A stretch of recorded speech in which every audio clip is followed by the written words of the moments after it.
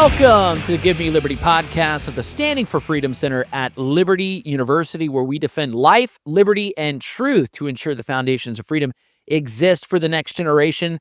And including freedom is our health and our health care. And I have joining with me today, a very special guest, Del Bigtree. He's CEO of the MAHA Action Organization, also former comms director for RFK Jr.'s presidential campaign. He's the host of Highwire and the host of the MAHA podcast. Del, welcome. Great to see you.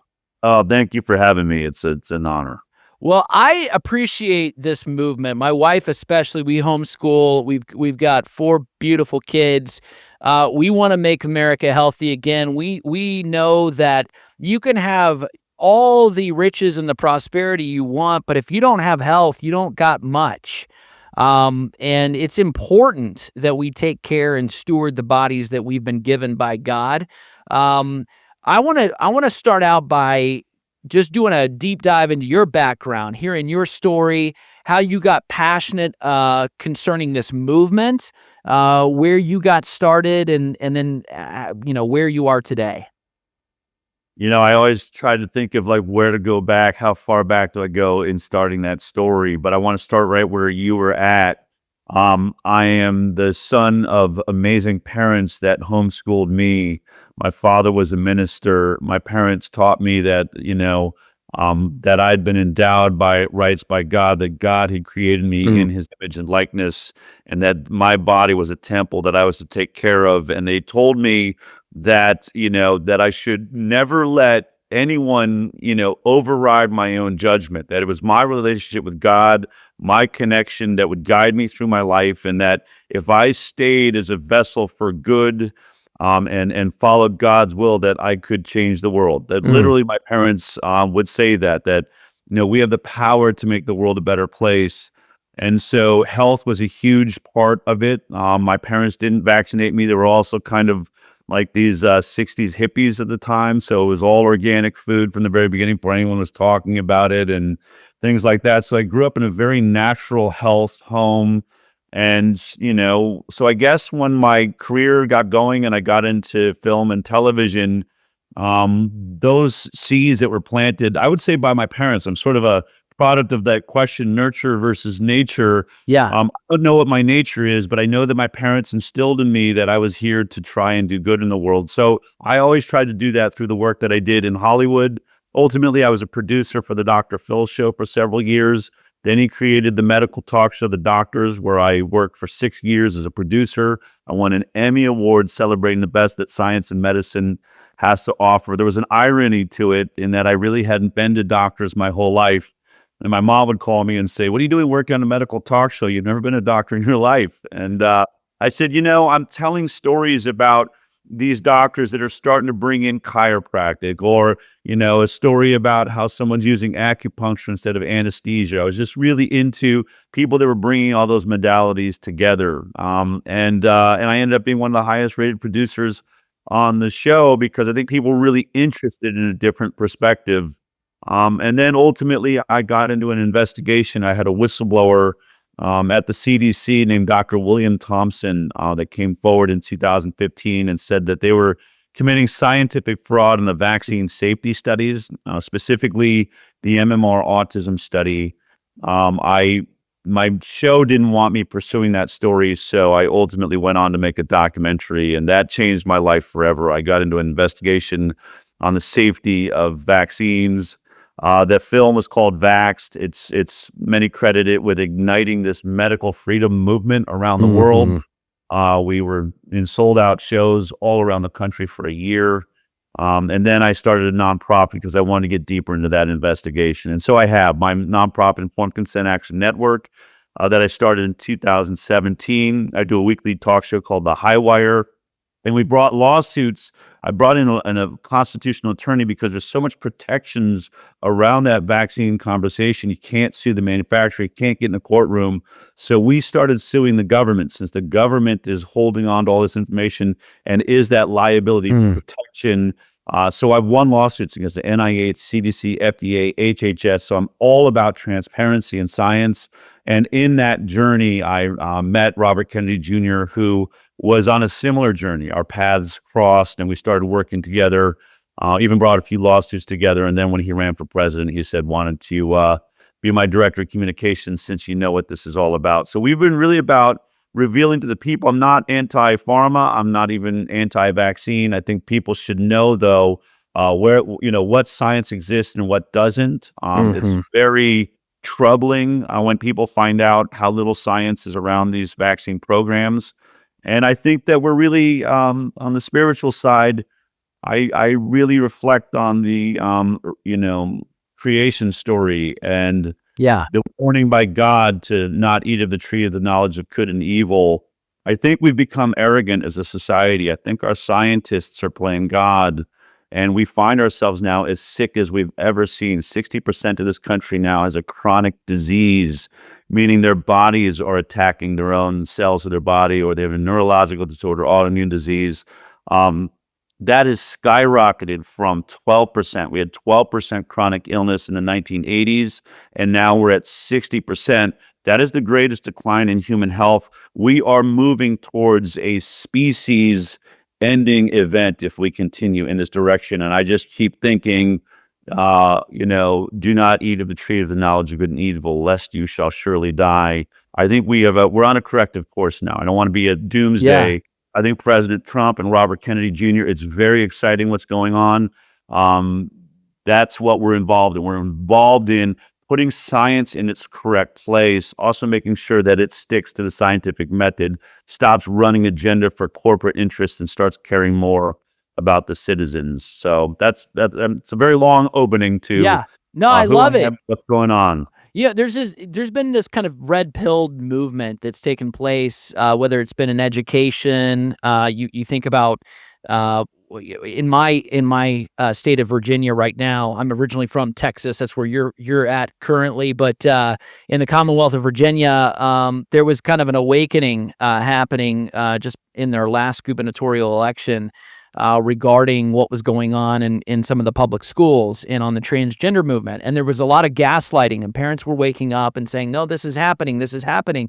But for a while now, greater than maybe 1 or even 2 decades, there have been whistleblowers. There have been moms that have come forward and said, no, you don't understand. I believe my child has been vaccine injured, that there's something that has happened in terms of their wiring cognitively. There's a rise in autism, and some people have said, hey, the level of mercury content that's in these vaccines. I am not a doctor, I will just say that, but there have been a number of people say, hey, these are kind of these are poisonous dosages, high levels that children are taking into their bodies, but grown adults shouldn't have that much mercury in their bodies. I am not anti-vax either, just like you, but I am certainly for medical freedom and vaccine choice, and I think a lot of people need to be informed. I think COVID was that moment where it was kind of a mass conversion, if you will, where most people who were pretty fair-minded and reasonable all of a sudden were saying, I feel like I'm being lied to. I feel like this is on a massive scale. Um, this is that moment in which Oz is saying, pay no attention to the man behind the curtain. And most of society are saying, okay, I need to know what's behind the curtain, because the louder they get, the more fearful they become that we might have some public knowledge. And so it kind of tore that veil for what the medical community or pharma or big government was hiding for such a long time. And I think that's why I think a lot of people, it cuts across both sides of the aisle. If you're a Democrat or if you're a Republican, it doesn't matter with regard to health. You should care about your health. And so it seems like there's a lot of people on board in this movement. And I think in the most recent presidential election, Trump kind of unified aspects even of the Democratic Party that were saying, hey, I'm going to cross over and vote for Trump because of this MAHA movement.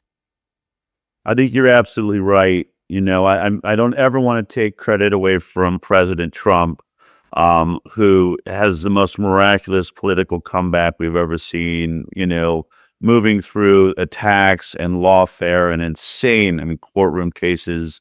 But I will say that merger, that moment, I feel blessed to have been in some of the rooms at the moment that Robert Kennedy Jr. and President Trump were coming together. It really happened the day that there was the assassination attempt on President Trump.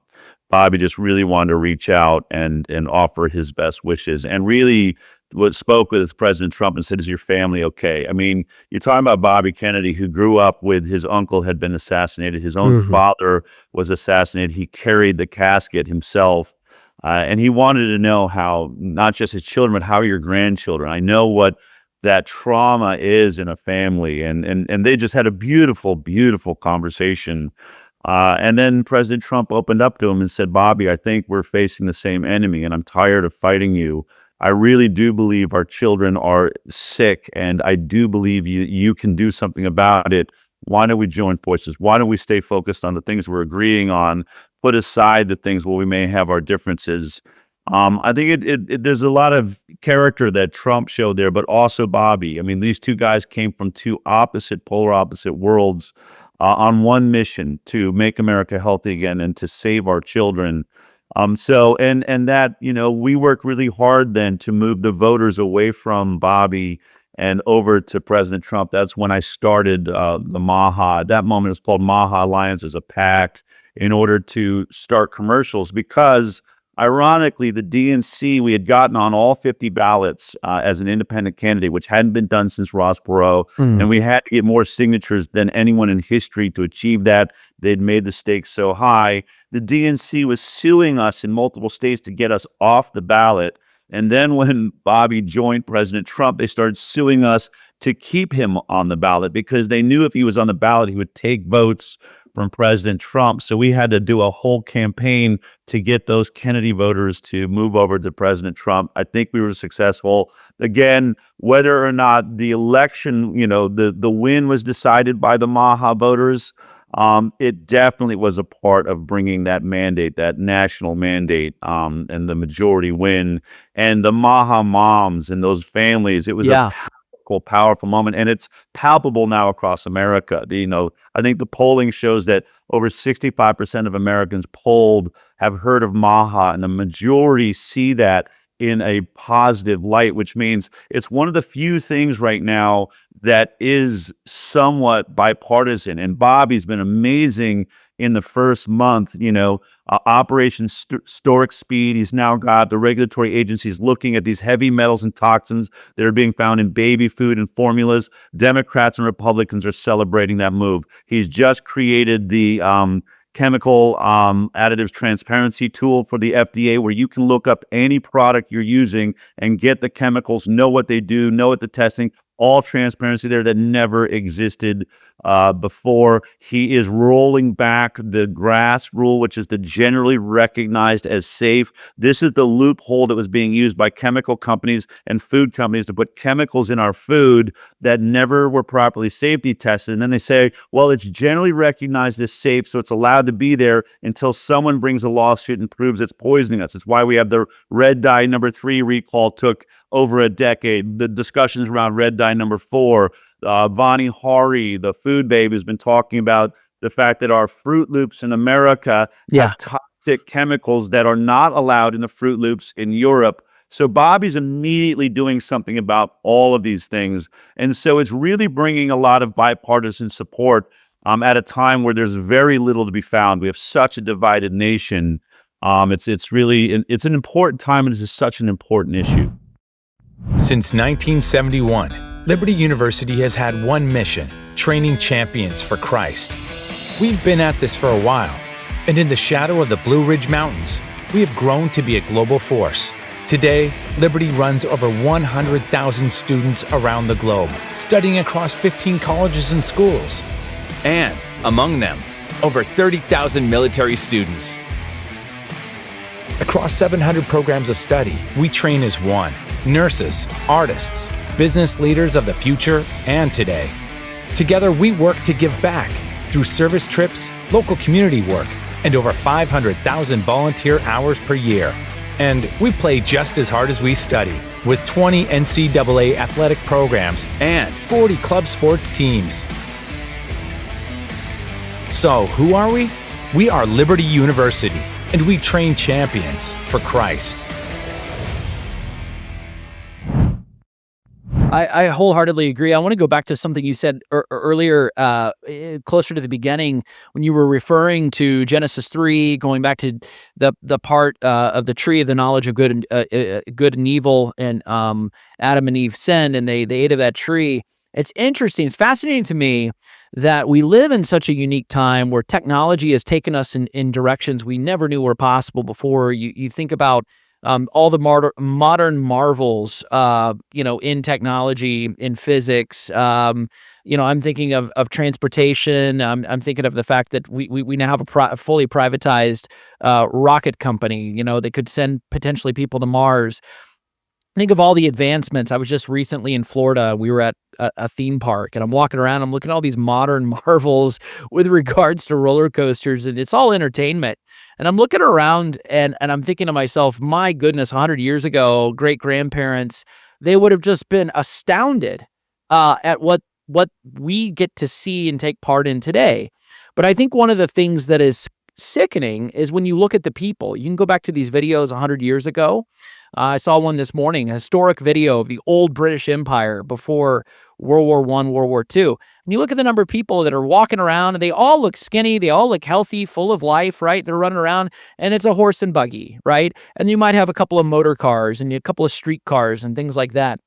But most people are hopping around, and they look pretty healthy. Today, the technology is incredible, and the people are sick.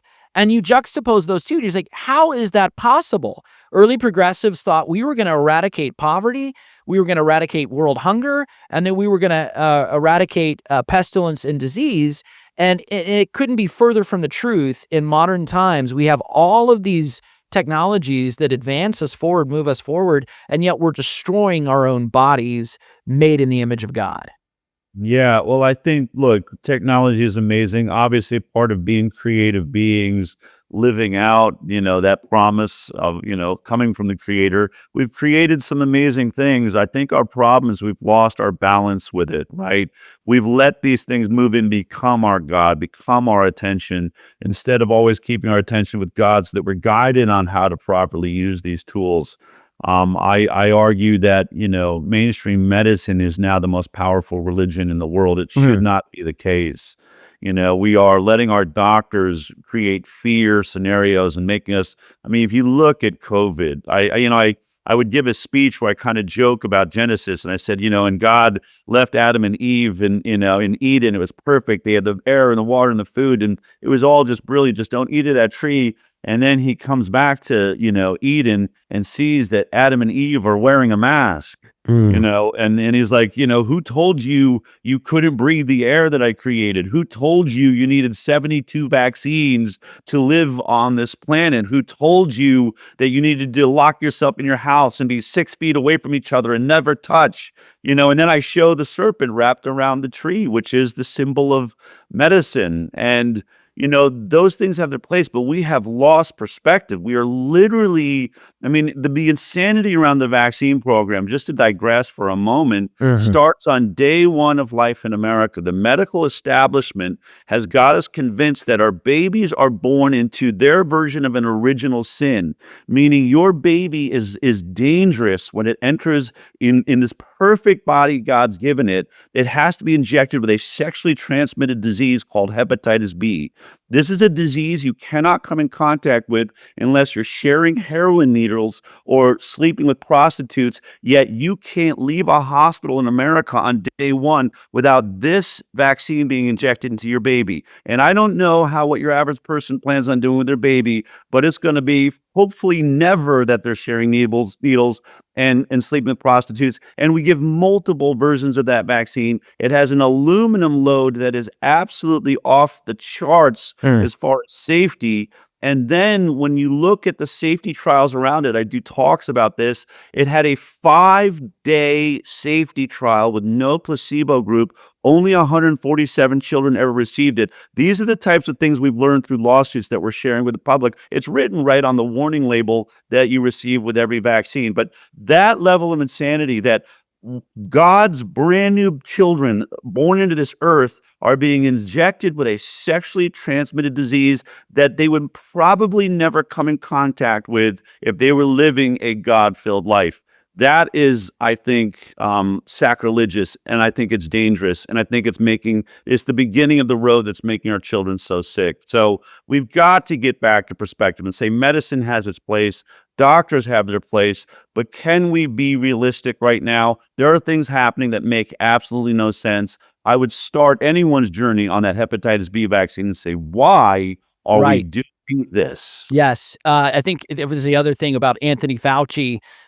He kind of lost the plot on the whole monkeypox thing, right? And so, all of a sudden we're being steered in yet another direction. And it was another example of overreach where he'd say, wait a second, hold on. Explain what monkeypox is and how do you get it, right? And then why Right. is this being foisted upon most Americans? I gotta give kudos to you, props.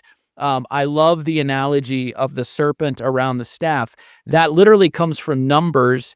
It was the point in which Israel was complaining, grumbling against God. There were the fiery serpents that bit them, and Moses was able to remove the curse by getting them to look at the curse, which was the serpent around the staff. Jesus says, just as Moses raised up the fiery serpent, so the Son of Man will be lifted up if you look upon the cross, right? That was the whole point. And ironically enough, you're right, nail on the head there. That has become the idol of this modern idolatry that has held up the medical community and medical profession as though it is God. It is likened unto a god, and it's amazing how many Christians are deathly fearful of the invisible things they can't see, these germs, and they Yeah. trust with this blind faith, a faith that has not been tested, faith that has not been tried, a faith that has not been proven, a blind kind of fetism that they trust the medical community with everything. That's really scary to think that, and I'm not just talking about non-Christians. I'm talking about actual Christians who have been entrusted with a better worldview, but have not stuck and lived by it, not stuck to it and lived by it. I was shocked by how many churches shut down during COVID. I was shocked that they took that mandate. I was shocked that they masked themselves, that they shut down their places of worship and watched liquor stores stay open and watched Costco stay open. We brought lawsuits on that issue with our nonprofit and won. It's also how we won back the religious exemption for vaccines in Mississippi. It had been since the 1970s. They couldn't opt out of the vaccine program based on their religious beliefs. There's aborted fetal DNA in the measles vaccine right now. You're injecting proteins, DNA of aborted babies into your children.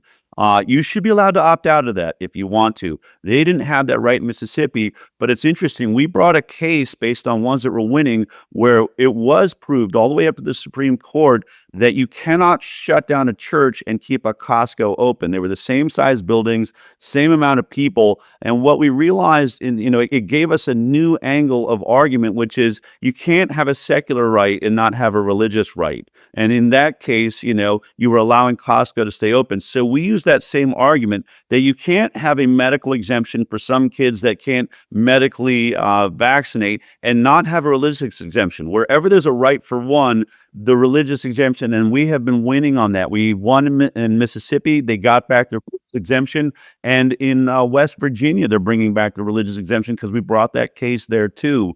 So it's about choice. And I'm not telling anyone you have to do your own research on how you're going to raise your kids and what vaccines to use. I'm just here as a consumer advocate trying to make sure those products have been properly tested and that are safe as possible and to inform people of everything that we're finding there. But ultimately, the only thing I care about is that you have choice. If we do not control what is injected into our bodies or that we eat, or even more so, if we don't have control of our own children and can't decide what they're injected with or not injected with, then those aren't our children. They're the state's children. And that is not the dream of our founding fathers. We cannot allow the government to say we can do things to your kids that you have no control over. It's a total violation of the Nuremberg Code, which we passed after the Nazi hearings of the doctors there. And it basically says Never again would we allow the forced use of any medical product or any intervention or surgery without the full informed consent of the patient. And it says no use of coercion is allowed. It's illegal. Well, what happens? What do you call it when you tell parents your child is not allowed in school unless they get a vaccine? Or what Joe Biden did during COVID, you cannot have your job if you're at a company with over 100 employees, or you work for the health department. You can't work without getting this vaccine. That's coercion. That is a total violation of the Nuremberg Code, which is why I named my nonprofit Informed Consent Action Network. The first rule of the Nuremberg Code is called informed consent, that the patient must be informed of all of the benefits and all the potential side effects of anything that happens, and then they get to choose. It's not we inform you and we're giving it to you anyway, whether you like it or not. Right. That is not how that works. And so ultimately, I'm fighting for informed consent for everybody. So you're looking for a university that's perfect for you, a school that has anything you could possibly need. Anything? You want a place that has the programs you want to study, and maybe a few more, just in case you change your mind. I think I'm going to sign up for the fashion design program. All right. A place with state-of-the-art facilities. I mean, look at this campus. And who doesn't love big-time sports? And great recreational activities! Okay, now we're on a roll. Somewhere you can hike, slide, strike, shoot, climb, eat, and most importantly, eat. You want a place that takes you to space? Okay, maybe not, but we can teach you how to fly, or pastor a church, or run a business. And all that with a great view? Yeah, I think I know a place. That's important. That's super important. You think about what's happening right now. I mean, of course, we have a new administration, praise God. RFK is now HHS secretary. Yeah. The situation got so bad, so dire for so long. Now we actually have, real change. What are some of the things that do need to happen? So I'm thinking about HHS, I'm thinking about CDC, the FDA, regulations that do need to change, policies that need to be put in place. You talk about informed consent. I could not agree with you more. No. This is about the rights of all individuals made in the image of God, irrespective of political stripe. It doesn't matter how you voted. This should be something that everyone agrees to. Is a health standard that allows people to make choices in their best interest. Yeah. So I would say right away, our government has to get back to the FDA, CDC, HHS. We need to get back to true informed consent. It should be, that rule and law is already there. But when you go in for a vaccination, you should receive the entire warning list that is arriving with every vaccine. You're not seeing it. So you're not seeing that it could cause brain swelling, encephalitis. It can cause multiple sclerosis. It can cause Guillain-Barré syndrome, which is paralysis. I'm just naming 3 or 4 of there's literally 100 side effects that they have to report because it's happening to people. One of the things that Bobby and I, they say it's misinformation to talk about, as you said, those parents that are vaccine injured. It's not misinformation. It is literally written in ink in a warning label sent with every vaccine that you're not seeing. A vaccine is no different than every drug. When you see those commercials and they have that ticker tape again, may cause blah, blah, blah, blah, blah, blah, blah, death, whatever. And you're like, who would even get that product? That same list is with every vaccine. They are no different than drugs, but they are not being safety tested the same way, and you're not being warned about the issues the same way. So informed consent right away. Number 2, not a single childhood vaccine. You can take this to the bank, people. You can look me up. My Wikipedia is horrid. They hate me. The system wants to say that I'm lying to you, but just go. I want everyone to do this. You can go to approved vaccines. Go to the FDA approved vaccines. You can look up every vaccine that your child is going to be given or that has been given, and you open that vaccine up, go inside it'll have the insert that arrives with it, and you can go to like section 6.1 that tells you the safety trials that were actually done. It will tell you all the side effects that are already there. And what I will tell you is that not a single childhood vaccine ever went through a double-blind, placebo randomized control trial prior to licensure. That is the only way to establish safety. They have skipped the safety studies of every one of the vaccines being injected in children. Does that mean it's dangerous? No, what it means is they can't say that it's safe. They have not done the scientific work to state that it's safe. It may be safe, but they can't make the statement they're making because they never did the proper studies that every other drug we take is going through. So Robert Kennedy Jr. is going to make sure that every future vaccine goes through those proper safety trials to establish a safety baseline. Lastly, I mean, it was so many things he's going to do.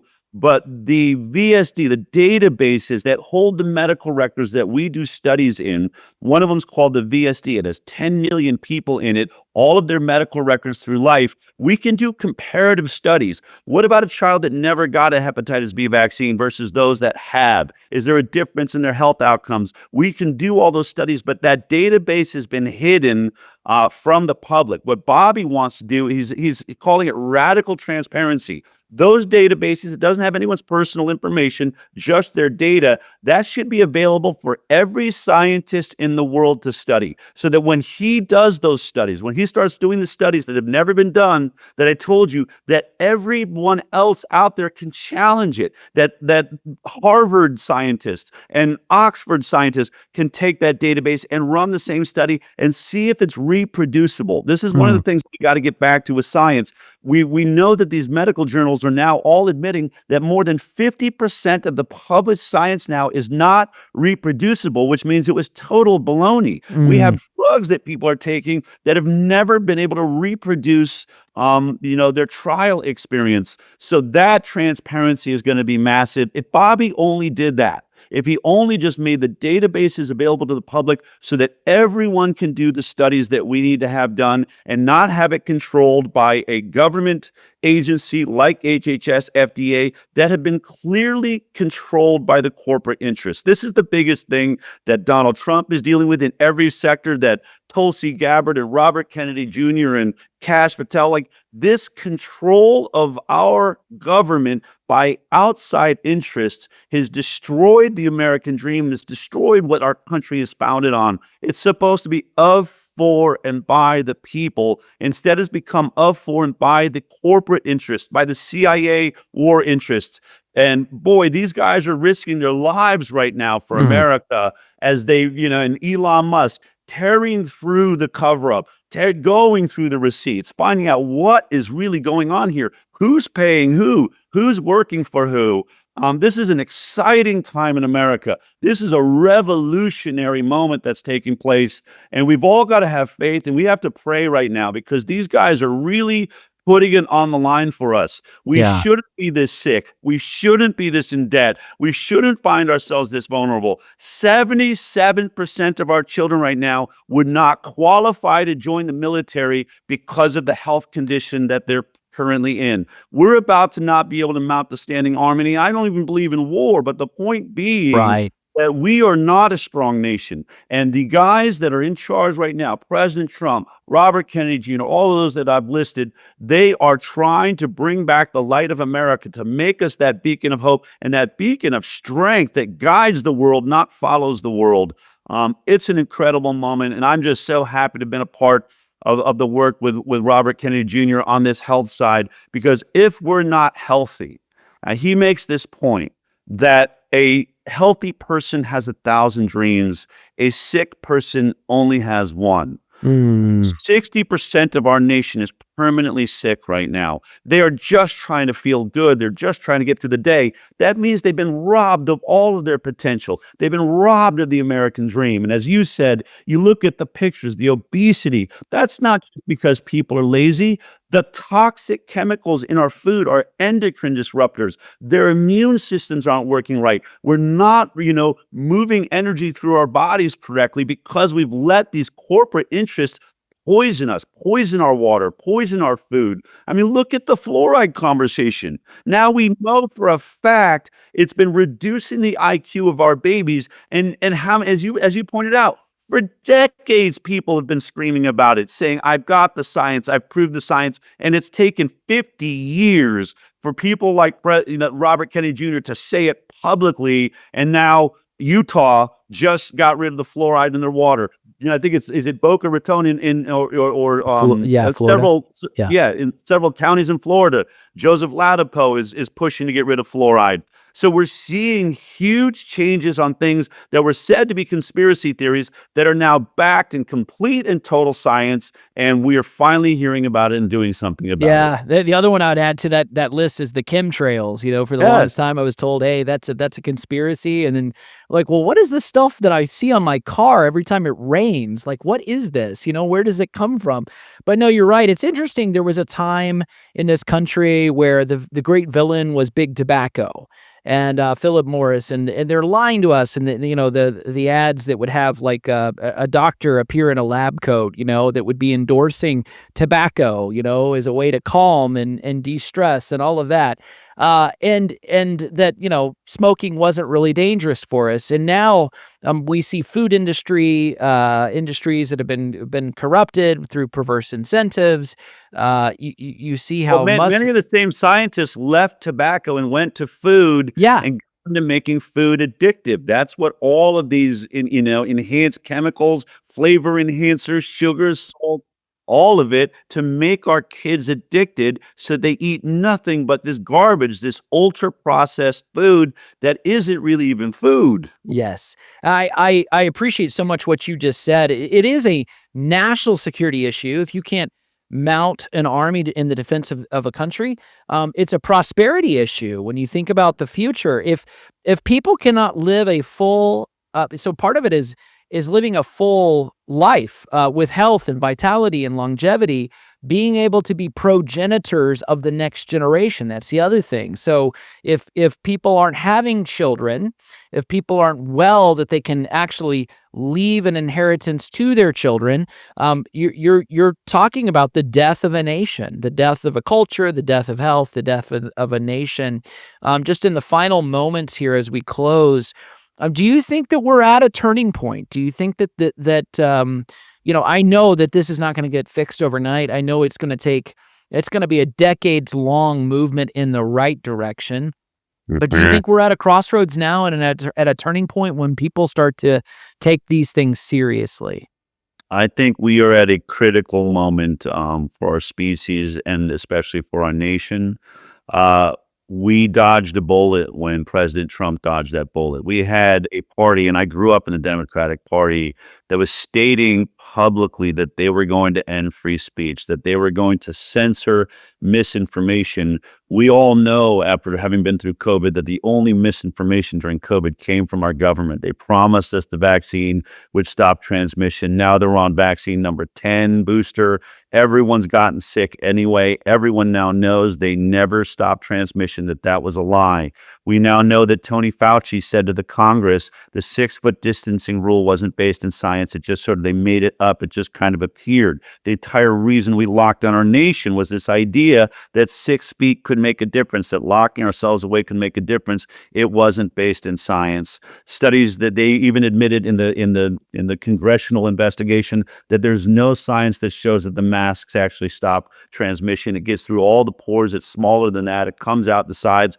All of these were lies, yet they were put forward by the government, not by people like me and you. I was telling the truth on my show, and I got censored. I got shut off of Facebook. I got shut off of YouTube. And the same people that pushed those lies and that censorship wanted to take away our free speech forever. So we have a stay of execution, if you will, in the election of President Trump. We have our voices. We're not being censored for the next 4 years. We have Robert Kennedy Jr. telling us the truth about what's in our food. But we've got to start telling everyone around us that we know. We've got to reach across the aisle to our friends and find that spirit in them to say, don't we all agree that our children are the most important thing? When Robert Kennedy Jr. stepped down in his speech to join President Trump and leave the independent campaign, He said, we have got to love our children more than we hate each other. We have real work to do. We all know this could be a sand painting. It could blow away like it never happened Right. if we don't, enshrine our Constitution and our Bill of Rights again.